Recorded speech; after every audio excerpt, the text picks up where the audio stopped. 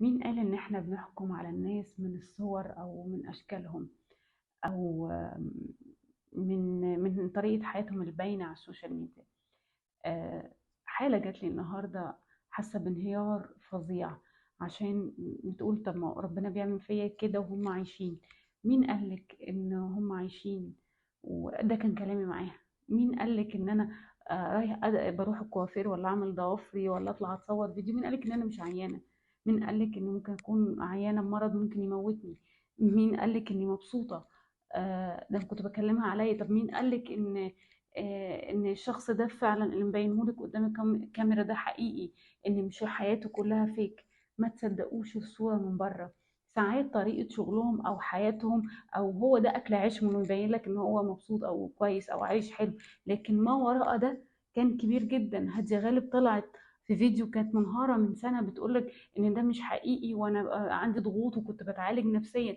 ناس كتير منهم قالت ان ده مش حقيقي، مش كل اللي بتشوفوه على السوشيال ميديا حقيقي واحنا عايشينه بجد، او احنا عايشين في كمية الرفاهية دي. لا، مش ده الحقيقي. الحقيقي ان انت بتشوف ثانية من يومه او بتشوف ساعة من يومه، لكن ما بتشوفش يومه. ممكن يكون بس لابس الماسك عشان يتصور، وده مش حقيقي. فما تقارنش، ما تقارنش وما تحكمش من بره. في حد ما بيحبش يشوف نفسه ضعيف، في حد ما بيقدرش يشوف نفسه تعبان.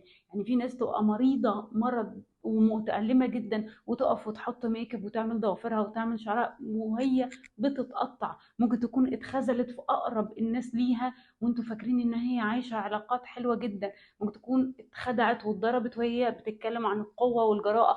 ده ملوش دعوة. ما تحكمش على الناس من بره خالص. ما تحكمش على طريقة أكله. ممكن يكون اللي قاعد بيصور لك فيديوهات دي يكون عنده مرض أصلا مش قادر ياكل.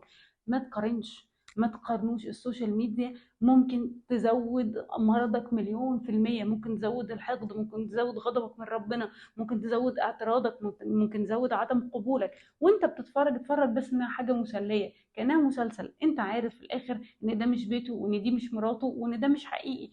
هي تقريبا نفس القصة. فيا اما تتسلى او لو بتاخد من حد معلومة خد المعلومة، لكن ما تحكمش عليه ولا على حياته ولا تقارن اصلا. كان معاكم